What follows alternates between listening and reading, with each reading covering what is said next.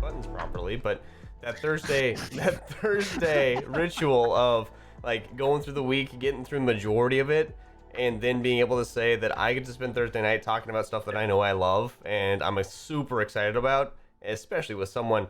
Even though you are wearing quite the Mimi jersey tonight, I am very excited to spend the evening with discussing all kinds of things, video games, and theories around them. Hold on. What do you mean it's Mimi? I mean, I think just based off of the pure number alone on the jersey makes it a meme in itself, and the fact that it's green and gold, that makes it like the Washington State flag at best. If anything else, it's a little bit. It's got holes. I am annoyed. It's got holes as well. I'm saying maybe a little cheesy about what's going on over here.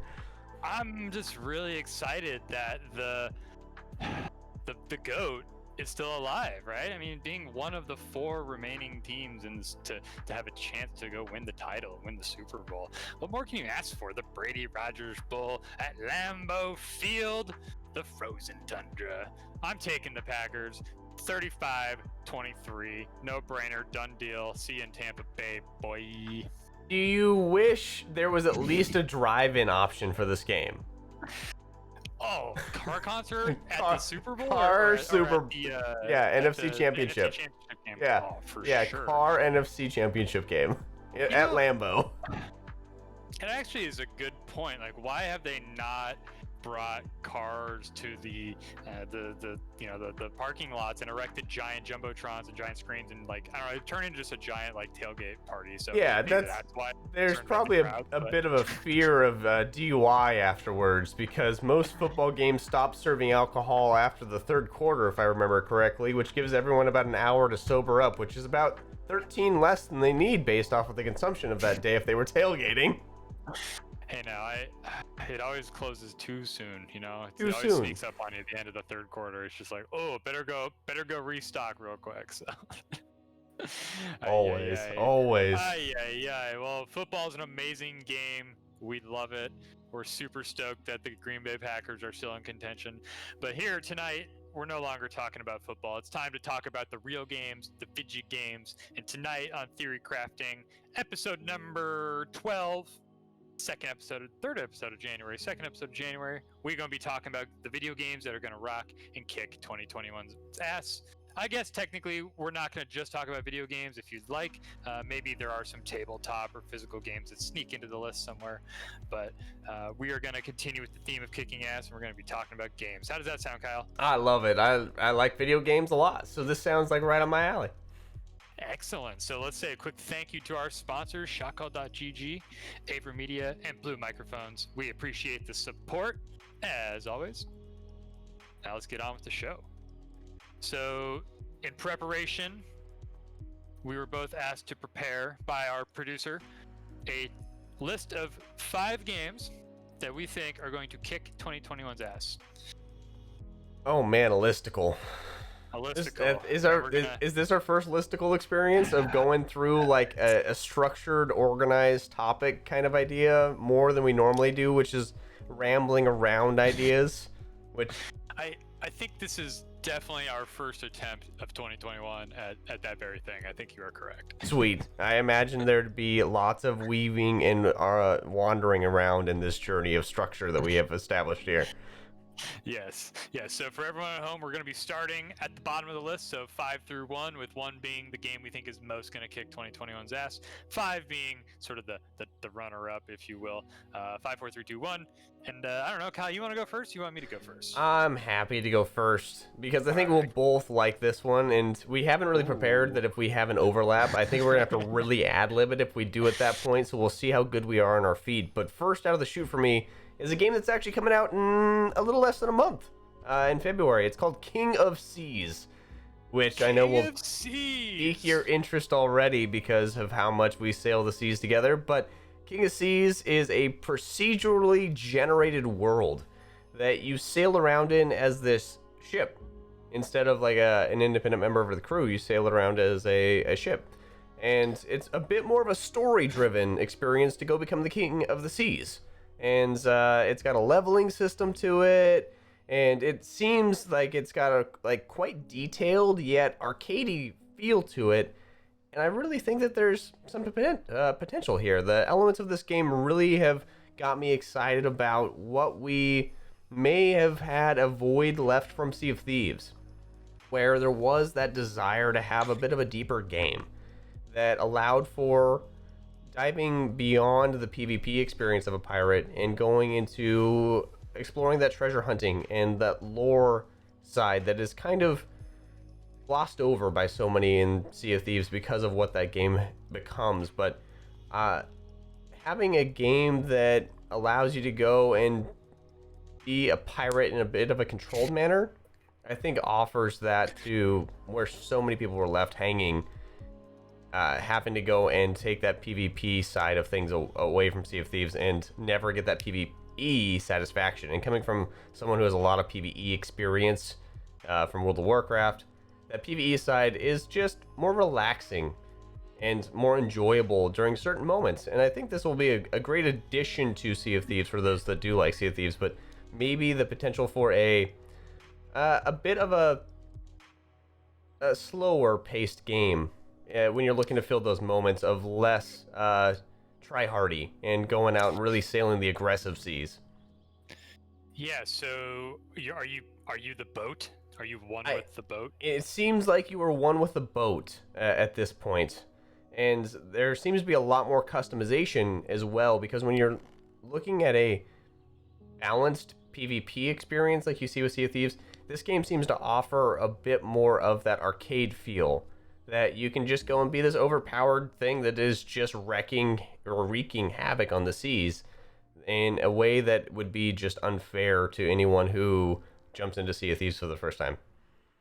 Interesting. So I see what you're saying, and I am intrigued because I do love sailing the salty seas with my salty boys, because I'm a salty dog. And what's funny is I also chose a pirate game for number 5, and it just so happens to be Sea of Thieves. You see, I am not ready for the Sea of Thieves tomorrow, Kyle. I am ready for the Sea of Thieves of today, except with the promise of Battle Pass, with the potential addition of new islands and new areas of the map, with the potential addition of a new faction and new lines of quests, and hopefully they'll fix Arena so it's not a flaming hot pile of garbage. I am just super excited about Sea of Thieves in 2021. So I think the pirate game is definitely the 5 spot, but I just have to disagree, man.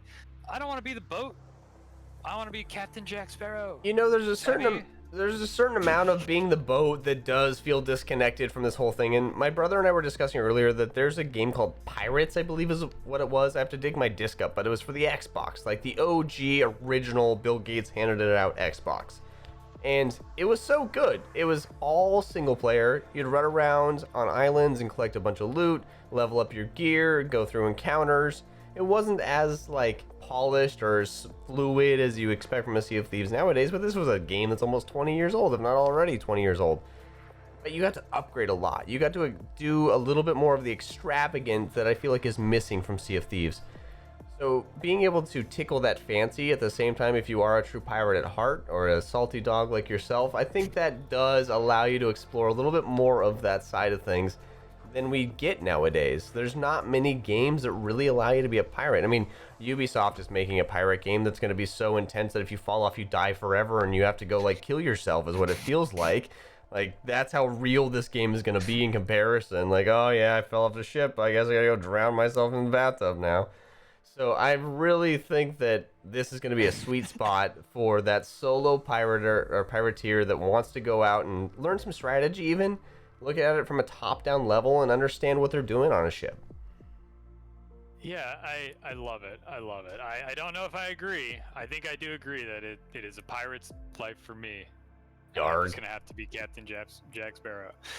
Coming in at number 4 on my list is a franchise you might have heard of, Kyle. Have you ever heard the catchphrase "Gotta catch 'em all"? I tried to catch them all, and I failed. So yes, I have heard that one. Well, guess what? In 2021, you're gonna have another opportunity to catch them Oh all. Because we're no! getting a new Pokemon Snap, baby. And here's why I am so excited about Pokemon Snap. First of all, anytime we get a new Pokemon game, it just blows up, right? And do you remember the last time we had a pretty major Pokemon game that came out, which involved you having to sort of walk around a world and interact with Pokemon? Why, No. yes, it was Pokemon Go. Were you in a coma? I think so. I think I've been in a coma Were for you the past, sleeping? like 5 years. All right. Yeah. So I don't know if this is how it's going to work, but this is how I hope it works, right? I hope that there's an element of go out into the world and take pictures through like an AR lens of either your cell phone integration or via maybe Switch. I don't know, right? But how cool would it be to like take Pokemon Snap into the real world? And if we can't do that, at the very least, we get to go back into Kanto and take some fucking pictures of Pokemon. So I'm really excited about the kind of the next generation of tech being layered into experiences like Pokemon Snap. So really excited, and I really hope that there's an AR integration. I thought I read some rumblings that might be coming out. Maybe I'm misinformed, but Well, I'm super jacked up about that. Did you have the original Pokemon Snap? On Nintendo 64? Mm-hmm. Yeah. Oh, yeah. It sounds like I you went played to it a lot. I went to Blockbuster and printed my pictures out, for sure. Of course you did. So I didn't have Pokemon Snap as a kid. Ooh. I played it a couple times, but I don't remember it in great detail. But if I remember correctly, this was an on-rails experience where you went through like a ride almost, and you were set out with different tasks to capture different Pokemon of the original 151 Pokemon, to capture different pictures of them through this different ride, and you just rode it over and over again like a Disneyland attraction, right? Correct. Okay. So what do you feel like is going to be like the homage to the original Snap, while also building into this new AR world that we've enabled for ourselves to kind of maximize what people are expecting from what they did before, while also being satisfied by the Pokemon Go AR element? Yeah, so I think there's probably a couple different game modes, right? And again, the idea of AR Pokemon Snap, I hope, I'm praying, right? Please give it to me. Please give it to me. It'll be a great game with or without it. So maybe that's like open world exploration mode, and then there's another mode which is maybe more standard mode, right? Where there's a bunch of different levels. At the very least, you're not going to just go through like the same level or two. There weren't many levels, if I remember correctly. It was pretty limited. So yeah, I'm expecting some sort of multi-game mode place, and then also even you could imagine like a multiplayer online world where you are where I challenge you to like go through the same track or the same course, and who can take the better picture based upon different objectives, right? And I love exploring worlds like this, and I think Pokemon is one of those franchises that just is so sticky in our culture, and it's just they just do a great job of sort of keeping the cult of Pokemon going. And hey man, there's no time like the present for a new Pokemon game. Well, and I really feel like they have the potential to just like drag this thing out forever. The cult of Pokemon for sure is following, and they did that with same thing with Pokemon Go. It was the original, we got you hooked as a kid on this drug, and we are going to sell it to you again in the version of get outside and go be healthy, which I love. I applaud that. And their adaptation to now being stuck at home where people can't go out and really explore as much, they've done well there. So I expect great ingenuity and innovation from anything Pokemon, to be blunt. So what I really hope that I see from this is like some pure overlap and innovation, and dragging it all the way out to where, as someone that may have the idea that the 151 comes out now and then something a little bit later for the additional and then additional and additional, but also integrating that in with Pokemon Go, and that you can go around and snap now in Pokemon Go and integrate that back into your experience on your Switch. So it overlaps, because there is that overlap already with the existing games, to where you can take a Pokemon and trade it back and forth, or maybe not back and forth, but you can trade it one way, not the other. Into the game, not out, I believe is the way that goes. Pokemon Go is the one that you can dump it out of into your Switch. So having integrations like that, they've opened the world of Pokemon up from far beyond just being a handheld Game Boy game or a restricted game on a console. And then I think one step further, we're supposed to hear something about a Switch Pro soon, aren't we? I think that's the rumor on the block, as the kids would say. And I think a very, enabled version of a Switch that has maybe a GPS in it, that maybe has some nice camera tech in it to do some AR, also 4K on the dock, maybe? You heard it here first. I don't know. Maybe here first. But, you heard it here. You heard it here. All right, Kyle, what's number 4 on your list? Let's keep on moving. I'd love it when Cyberpunk's done. I'm sorry that you were drinking at that moment in time, but I'd love it for that game to be finished. Do you think it's 2021 we get to finish Cyberpunk? Or I'm really hopeful. Like a 2025 mission. I'm going to give them a year. I'm going to give them 1 year because I don't know what else they're working on right now over there at CD Projekt Red, but I feel like it's an all hands on deck builds because they're panicking at this point to try and get this game salvaged to where they don't have to refund everybody, because even I've gotten a little bored with this game. I've stopped playing it completely. I didn't even beat it all the way. I'm just it's stale at this point, and I can't force myself to go back and play it. I really wanted to go back and beat it, but I couldn't force myself to do it. Wow, but, interesting. You're putting a lot of hours into when it came out, and you seem pretty stoked on it. I'm surprised to hear that it sort of fizzled. Yeah, hard. It fizzled super hard. I'd rather sit down and play Sea of Thieves and get wrecked by a Reaper out there on the seas 4 hours later than I would go sit down and put 4 hours into Cyberpunk at this point. Is where I'm left. Honestly, this is a bit of a joke because the game is out. The game is decent. Play it if you really want to and deal with the bugs. But my second is actually a genuine Back for Blood. This is something that I didn't think was ever going to happen, and this is Left 4 Dead 3. And this, I don't know, did you play Left 4 Dead? I did not play Left 4 Dead. I don't really dabble too much in the genre, although recently I have been playing Dead by Daylight and some other kind of spooky games. But I did not play Left 4 Dead, so it definitely sounds like I missed out on something, huh? Absolutely. Left 4 Dead's been one of those LAN party games for sure that you just grab your buddies and you play until the wee hours in the morning while everyone else is done for the tournaments for the day. Nothing else really going on.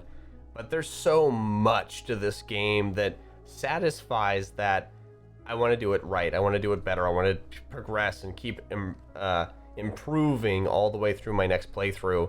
And the replayability is off the charts because you never know what you're going to encounter. There's always something different. So the fact that we're seeing what I believe is actually the dev team that made some of the Left 4 Deads that kind of got left hanging, trying to make another one, is they finally get the opportunity through, I believe it's Warner Brothers who's producing this game with them, to make this game happen. It's got competitive multiplayer elements to it, which sounds like longevity to me, which sounds like they're thinking about the long term for this game a lot further than just, we know that Left 4 Dead would do great if it was made again, but we also know that there's a calling from a community out there that plays Left 4 Dead that is looking for that upper echelon of, we play this game still and we want to play this game in a competitive format, and they're going to service that. And I think it's super smart of them because there's going to be always someone looking for that kind of experience. It's not quite conventional for competitive edge, and this game seems like it has that ability to do it. So are we getting Left 4 Dead esports then in 2021, or what do you think? I think there's potential for an actual Left 4 Dead esport too, is the really funny part about this, because if there's one thing that I've noticed about Valve, they don't like being nudged. They don't like being, when Epic started to go down this whole road of we're going to make our own stores, the Steam store really started to shape its shit up and looked a lot better. Features started just flowing out. And we saw something. It's kind of like when Valorant came out and Counter-Strike started getting updates again. Right? Exactly. You poke Valve a little bit, and they're like, shit. All right, release it. Release the patch. Come on. And it all comes to be better for everybody because Valorant's a great game. Counter-Strike's a great game. And both of them keep getting better. They're sharpening each other now instead of just staying stagnant, being the same thing that they've always been. I do believe that there's progression that we see there. So either way, Back 4 Blood has me excited because I think that we're going to see another Left 4 Dead come out of Back 4 Blood coming out. Got it. Yes, Got it. because I love Left 4 Dead that much. You got the 3D chess going on. Yes, I I got that next tier. Like, either way, I'm excited Back 4 Blood's there. I'm excited that there's going to be a Left 4 Dead that comes out of this, and either way, we're going to get better products all the way through. Love it. Left 4 Dead esports. You heard it here first on the next level. These are all next level theories, aren't they, tonight? These are the most next level theories we can concoct. Boy, I'll tell you. All right, number 3 on my list. Now, before I get into number 3, I will say that my top 3 is all prefaced on the idea that in 2021 we are getting live events back in some capacity, right? So my assumption is that in kind of Q3, Q4 2021, we are going back to events, probably in a limited capacity. I don't think we're selling out stadiums like we used to, not because we can't, but because of the rules. You mean we're creating some like weirdly forced artificial hype for the demand that is going to be super low? Yeah, it's going to be odd, isn't it? We got some Moon Boys coming. We got some Moon Boys. Esports stocks for sure. So 2022, massive stadiums, right? We're gonna get those Moon Boys. So I just want to preface my top 3 with that. So coming in at number 3, there's also going to be a theme. I'll ask you after the list if you can guess what the theme of my top 3 is. I'm going with Call of Duty. Call of Duty, I think, is poised for another incredible year, and it's going to be challenging because Call of Duty's had like 20-30 incredible years, right? Call of Duty is one of those things that just will not go away, and it's just always successful and always it's the same incredible thing every year, isn't it? It just gets better and better, and sometimes it's like, Black Ops, whatever, not my favorite part, but like, oh, shut yourself. And I'm just like, boom, right? Modern Warfare through and through.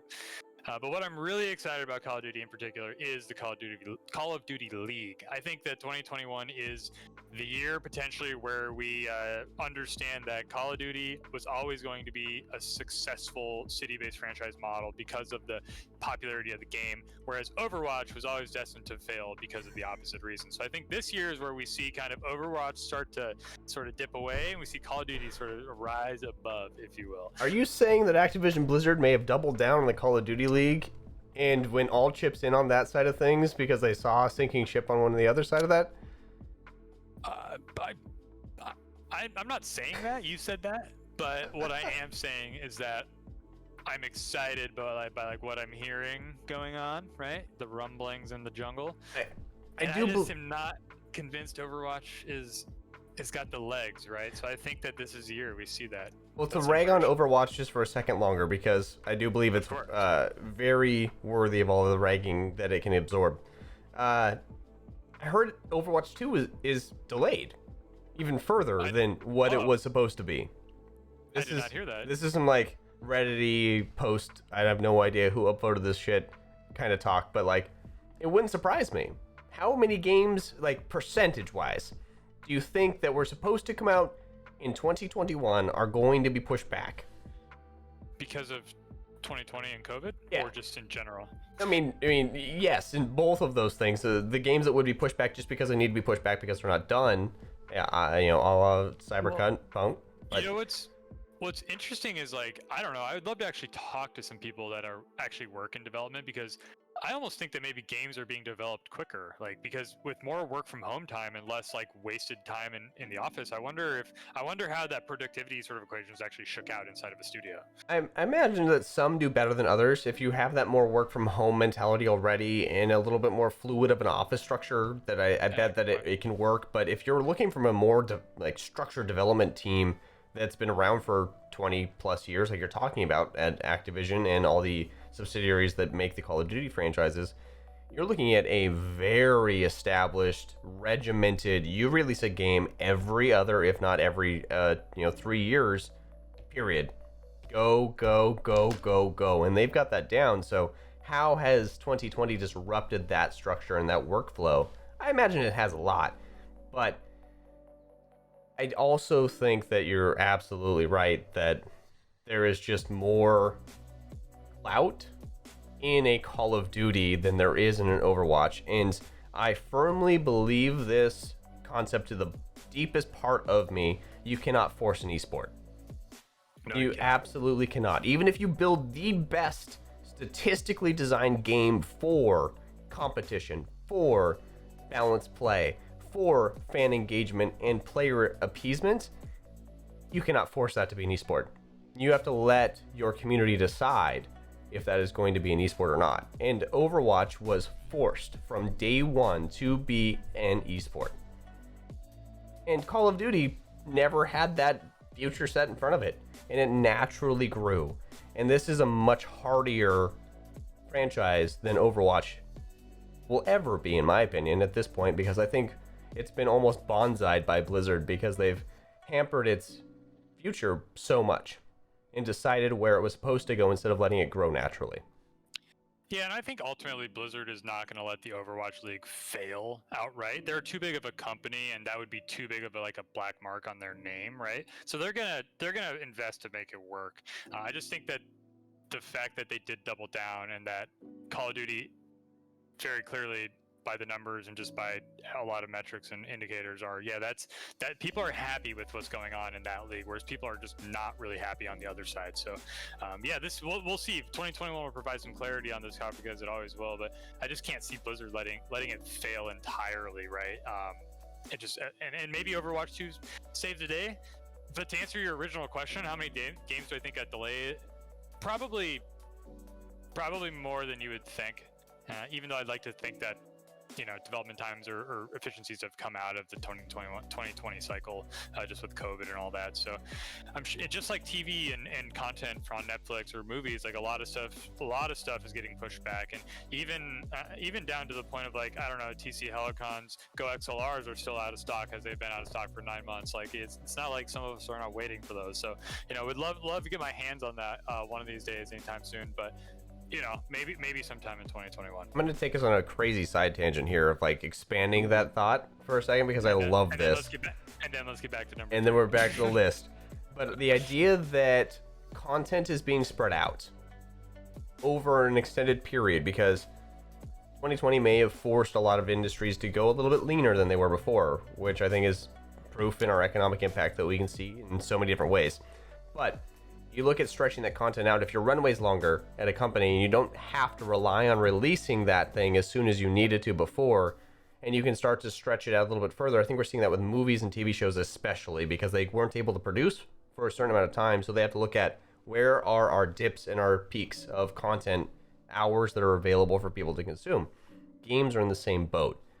If you were needing to release a game, Q1 of 2021, you may be taking a little bit more time on that because you had to reduce the team, and now it's stretched out further because of that. But maybe you're a big company that's like, we just have to delay a couple of our titles that aren't going to be quite done now, so we're going to stretch and fill our time in and say, okay, release here, instead of release.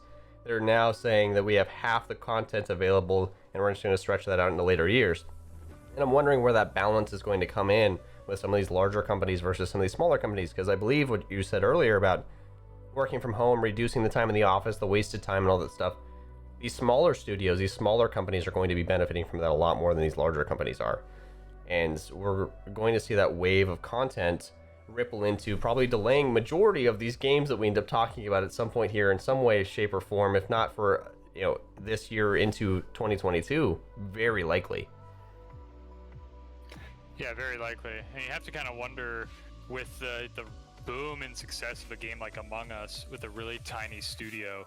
Was it 2 or 3 people in that company when it started blowing up originally, and they had to scale and grow? You just kind of think, imagine if 2020 Among Us boom happened not in COVID world, how would they have handled their meteoric rise of fame? You know what I mean? So that's kind of a foil to what you just said, which is smaller studios are more nimble.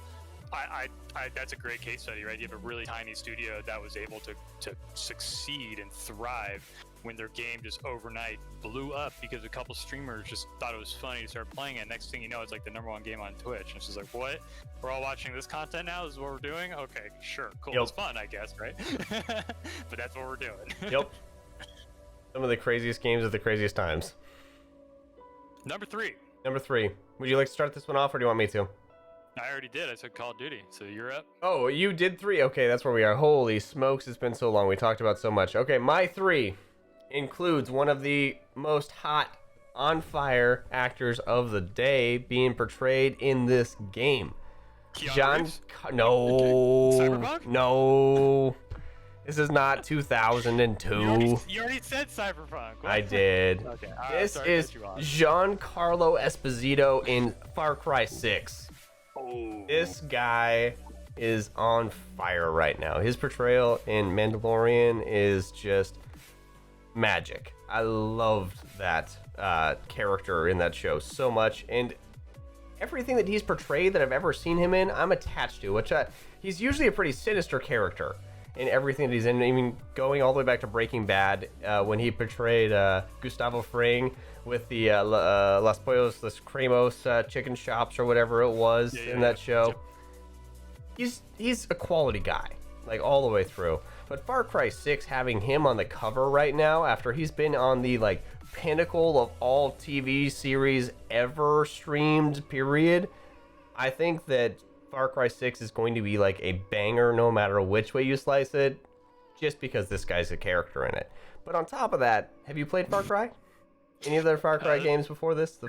This is the part where I disappoint you because I'm going to say no. Okay. So we know you got a banger rig now, so we're gonna have to get you some Far Cries to go back and play, and they're so much fun. I'll even come back and play them with you. Is that available on Game Pass? I don't believe Far Cry is available on the Game Passes right now, which does put a damper on things, I know. But it is a wonderful franchise, and I've played all of them leading up to this. They're kind of like a Grand Theft Auto style open world that you get to run around and explore and just do some crazy shit. You'll go hop on that ATV, hunt down a tiger, go turn it into some Buddhist monk that needed its fur for some crazy thing, and then run off into the jungle again to go kill a bunch of drug dealers that are high on a bunch of poppies. That's like kind of what the past has been with this game. And you never know where you're going to be, because the last one was in like Middle America with radical cults, and before that you were in Tibet, and there's been just so many different iterations of this game, and they've always just been a little bit more fantastical on top of the other one. And this one seems to lean really heavy into like the drug cartels and what we would see in like a Pablo Escobar style experience, and being able to go through what is going to be fantasized into this crazy drug world, being able to sneak through these different compounds, take out some different caravans of goods being moved around, and help out the locals and make sure that the man that's keeping their thumb on them is not going to be there for too long.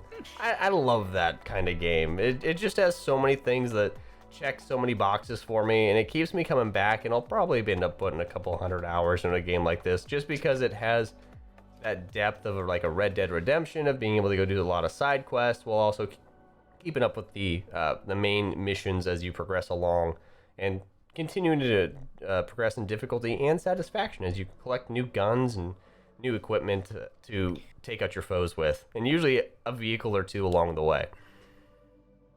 What is the anticipated release date? Is that kind of like I think Christmas this one's, time, I think this holidays, or one's is this floating kinda right now. early? I don't think this one actually has a full release date yet. It just says 2021 on the sources that I had, but this isn't a Ubisoft game.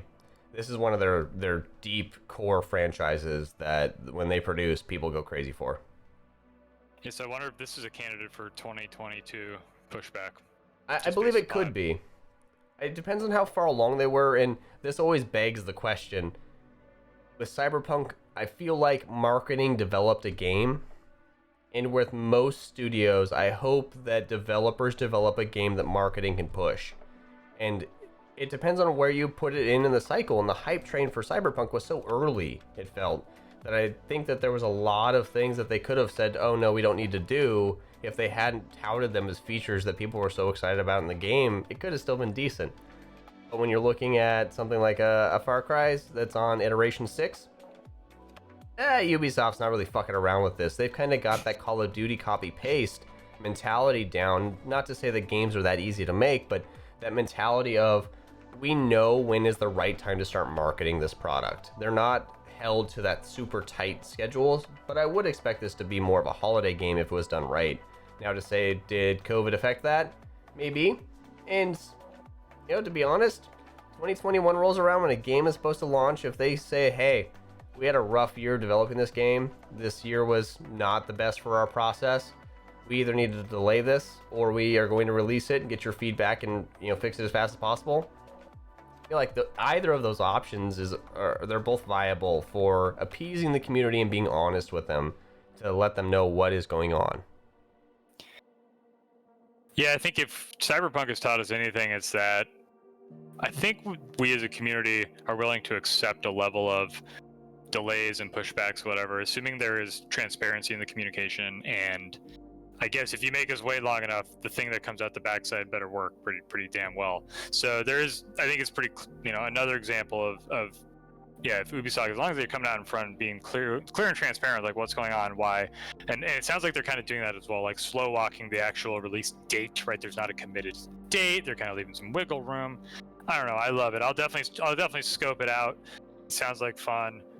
RDR2, super fun riding horses. Are there any horses in Far Cry, or is this like a dinosaur game? I mean, there's dinosaurs. It's not quite dinosaurs in Far Cry, but you get a lot of vehicles and a lot of different options to go explore the terrain and the environment that you're in. It would not surprise me if they give you all kinds of options, even as far as dinosaurs, if they were in the lore.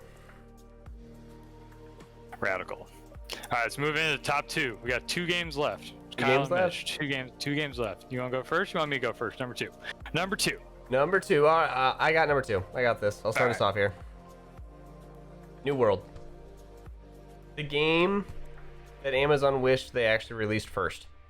This is the RPG where the world changes based upon different things? Or... Yeah, where the world's like, it's affected by the interactions of the player base. So you can see like your direct impact of chopping down a tree or mining things out. And I've always wondered how that's going to affect this game in the long run. But it is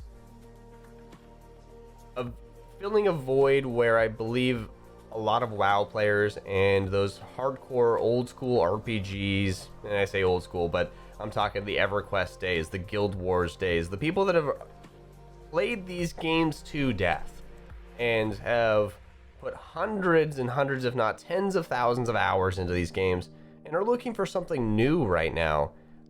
New World, I believe, is going to be what everyone flocks to. And it just has that playability that I think has been missing for a long time. When you jump into an RPG, it feels familiar. It feels like you've been here before, but it also is different, and it begs to be explored and go a little bit deeper throughout this entire experience, where you know the elements, but you've never seen them executed this well before. And then that formula just seems like it's going to be successful.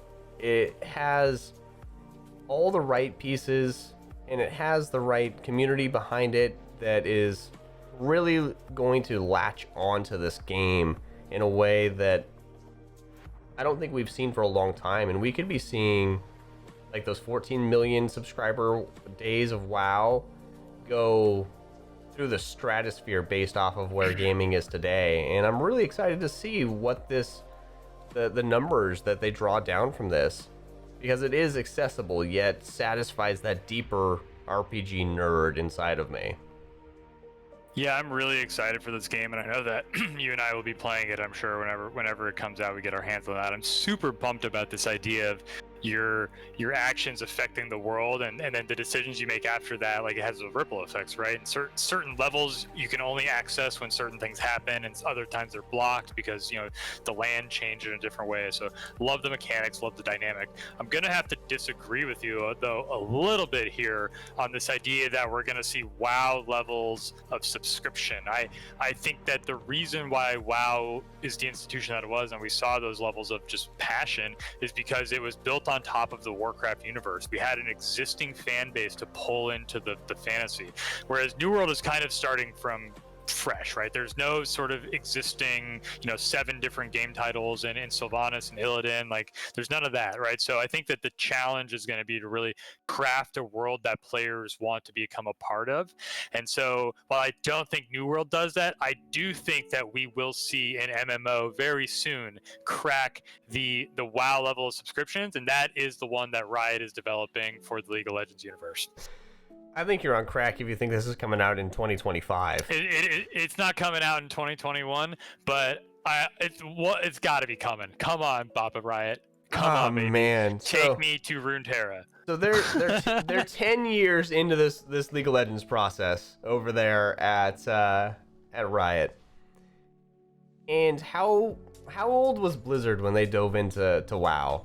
Not to like really like compare apples to apples here, but I don't know.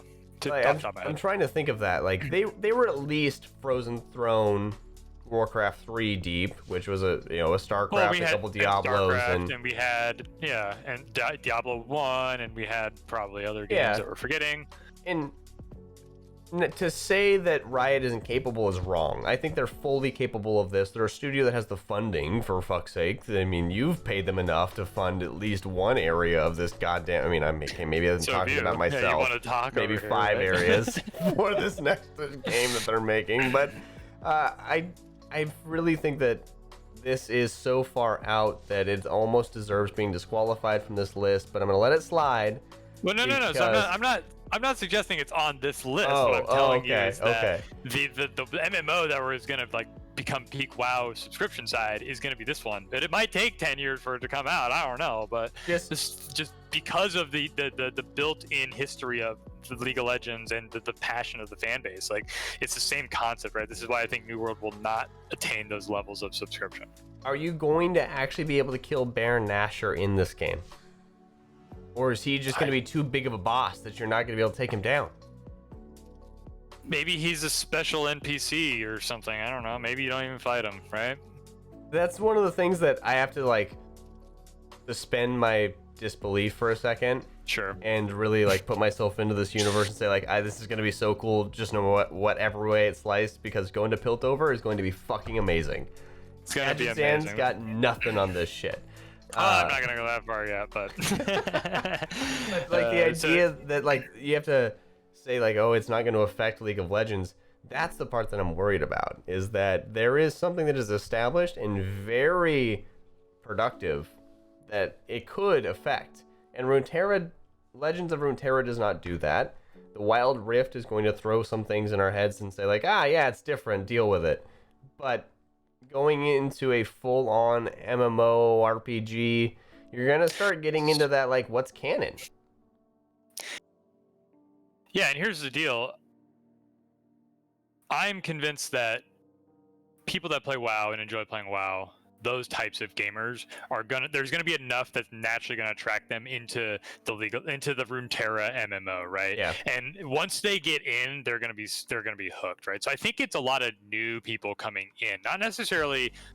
Obviously, you're going to draw from the people that love League and etc., but you're going to be drawing in new people. And I just have a lot of faith in Riot in general. And this is why they're actually the producer of my number 2 game on my list. And see, number 2 on my list is actually Valorant. It's not League of Legends. It's Valorant. I think 2021 is the year where Valorant, it completely decimates CSGO in the North American market, and basically is like becomes like the de facto, I guess, challenger to Call of Duty, if you will, in North America. So, right?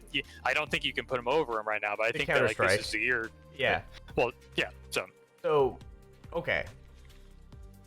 One, does it not feel like Riot doing what they're doing with an MMORPG kind of feels like your Narcotics Anonymous sponsor selling you meth? Because exactly League of Legends was my my side thing after recovering from WoW. Like that was what I used to help with the WoW addiction. So, okay, Riot, well done. I applaud you. Let me buy your stock. 2, Valorant for sure. And I think what you're describing right here is, are you saying that there's going to be a European football version of FPS games and a North American soccer version of FPS games that we're going to see, like that minor divide? Very similar game, but preference is ultimately what it comes down to. I'm going to stroke my beard for a second for the people that are listening on audio. I actually That's exactly what I'm saying, even though I didn't realize I was saying it, but now moving forward, I'm going to start saying that and please claim do. credit for it. So Yeah, thank you. You're welcome. Yeah, I think that it's very likely to happen. Just judging by what we're seeing on the professional esports side, we're seeing in North America, Counter-Strike is just sort of evaporating. Like the scene is kind of dead over here. People don't really care, for lack of a better word, right? Whereas Europe and in the CIS Russia region, still one of the most popular games in the world, still popping off crazy numbers. But Valorant's really popular over here, and I definitely think that it's got a lot of things going for it in the North American market. Not to mention just the general excitement of people that play Counter-Strike are starting to switching over to this game to kind of jump in over here. It's more accessible. It doesn't have the red blood thing. It's fun. It's cartoony, so it's kind of brand safe, but it's still like really technically difficult. And again, predicated on the idea that events are coming back, you know for a fact that there are discussions about the Valorant esports sort of scene, right? Like I know that Riot wants to develop the ecosystem. So this is kind of the first step in developing the Valorant ecosystem. They ran a couple tournaments last year, whatever, right? I think we see some sort of ecosystem, a circuit, a series of tournaments come out, and then ultimately it's kind of build momentum. And I think that's kicking ass because this game's got 10, 15 years of life. You gotta build that momentum slowly. And I think this is a year where they really start to. And again, it's only been out for what? 12 months? It came out in like March, right? Yeah, right before, right as COVID was kicking in, I think is when Valorant came out, right? Like at the kickoff of that. So, yeah, it was right around then. I think you're right, and I firmly agree with your placement here because working from a community level, there is so much more energy around Counter-Strike as a community in Europe than there is in the US. And it's vice versa with Valorant. There is so little energy in Europe that Valorant's kind of seen as a low-hanging fruit to still go and organize over there. So I'm seeing that reverse where Counter-Strike is probably just too big still to be even worthwhile, but there's still some energy to be gained in Europe. And I think that's a lot of the people that realize they're not going to make a splash in CS are going to go play Valorant instead. And I think we're seeing that from every tier. But in NA, you're absolutely right. It is more family-friendly. It is a little bit more appealing to sponsors in a, oh my gosh, is that red juice coming out of that person's body? Society. Whereas Europe, and as you push even further east, it turns into a little bit more of a wild west of advertising where there's not as much of faux pas there. Even through other dynamics, it's just a little bit more of a open advertising market, and there's not as much censorship as there is here. Well, I'm not gonna concede that point. I mean, it's not okay, yeah, you're right. But over there, Counter-Strike succeeds in that censorship versus over here in the US, Valorant succeeds. It's almost like Riot designed Valorant to be US friendly or North America friendly. Something like that, I don't know. Fortniteable. Fortniteable. All right, is right, as the kids would say. You're number one? All right. Ready? Yeah, I'm you ready want to for do number this. one? No, you do it. Do number one? You want me to do it. Number one? Yeah. All right, so the theme of the list so far has been events, and I've had one new game coming out of my list. All of the other games I've mentioned have already been, in the market, have been growing and developing, and my number one is no different. This is a game that I think is poised for greatness. This is a game, ladies and gentlemen. We've seemed to have some technical difficulties. It seems like as if we've lost my co-host. He has disappeared from the shot. What game is it, Mitch? I think that the aliens have taken my co-host. What game is it? Please give him back. Ah, there he is. Okay. This is a game where we see the publisher starting to invest heavily, focusing on fixing things in the game to promote the esports scene, in the client, in the in-game shop, in the loading screen, announcing killer tournament partnerships with the X Games. It's my absolute little game that could. I'm talking about the one and only Rocket League Car Ball Soccer. This is the year. This is the year. This is the year. That's it. It's Rocket League. It's that one. It's that one right there. Can I say that I'm surprised that you figured out a way to work in Rocket League to a list about games in 2021? You know No. me too well. Like, No. you should have seen this one coming. Yeah, It's from pretty like obvious. all the way out there. When you said the first game that was already released, I'm like, oh no, Mitch is gonna say Rocket League at some point in this but list. for real though, ever since the free-to-play transition, Rocket League has been consistently around 750,000 to 1 million concurrent players. On the weekends, I've seen it peak at like 1.4 million concurrent players, which is just unreal. These are Counter-Strike levels of players playing. Now, will it sustain? I believe it will. There's plenty of other additional markets that are kind of still untapped in the game, but most importantly, Epic seems to be investing in and seems to be committing to making this thing work, at least from what I'm seeing.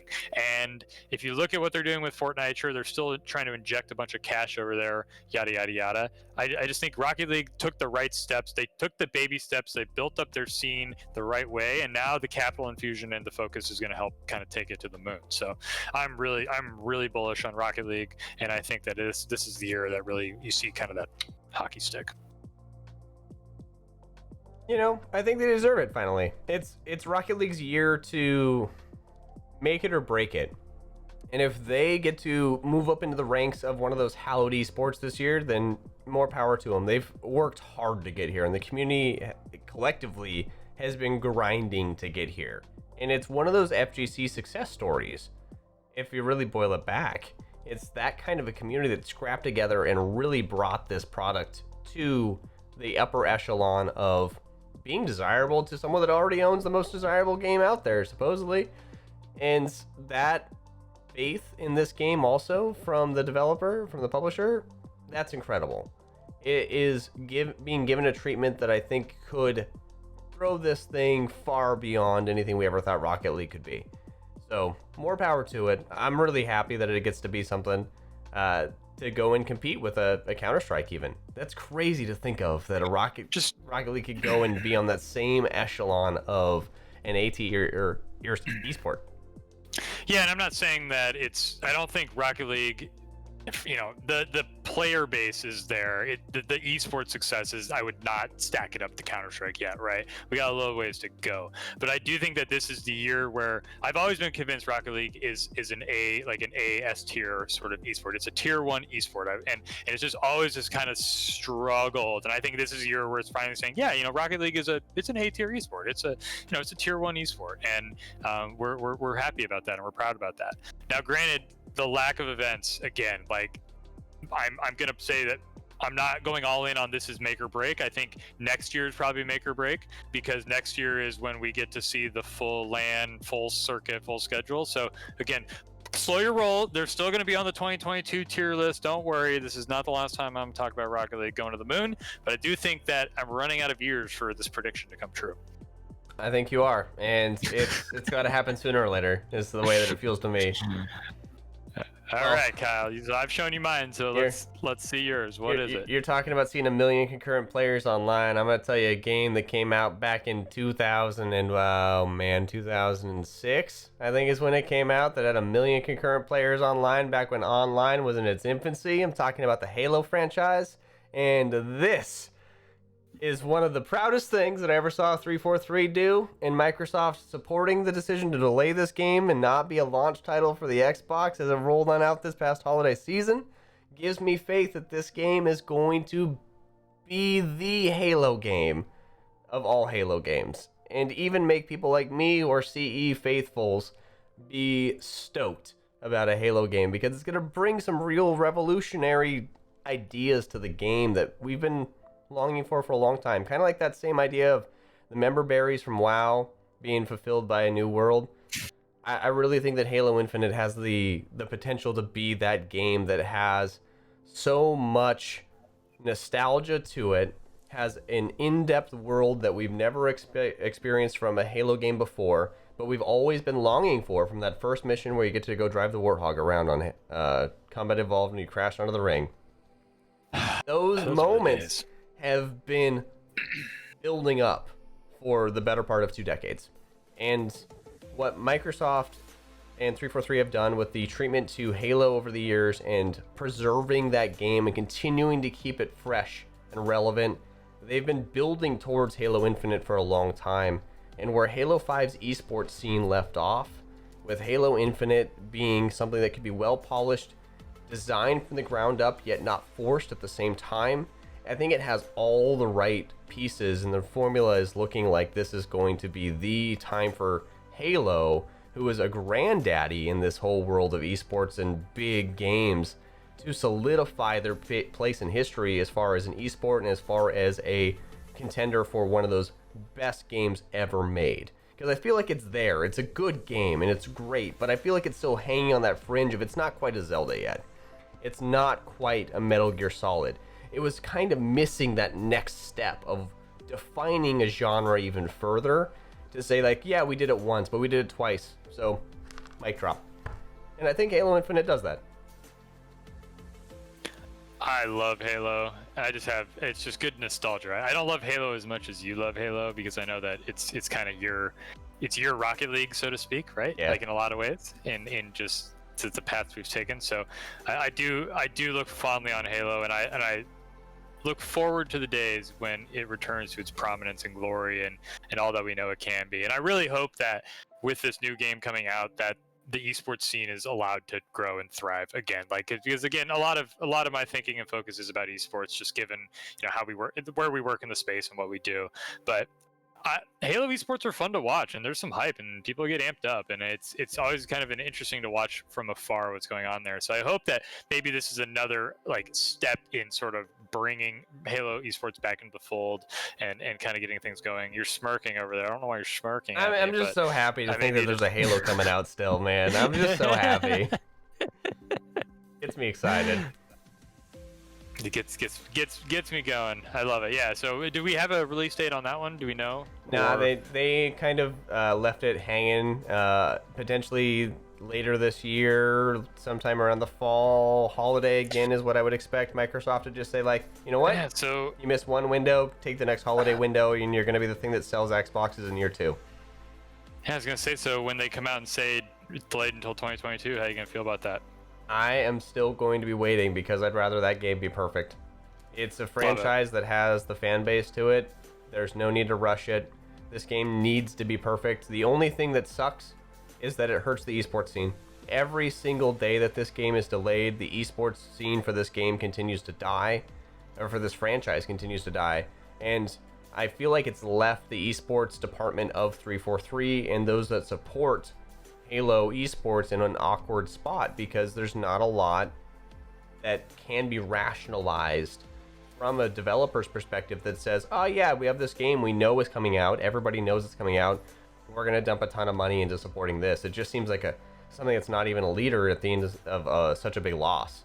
And it's sad because there's so many people that are affected by this, but it is the kind of thing where those that hold on, and will have a great place. But at the same time, this is the next generation of Halo, and it's going to be the shot that sends this thing further.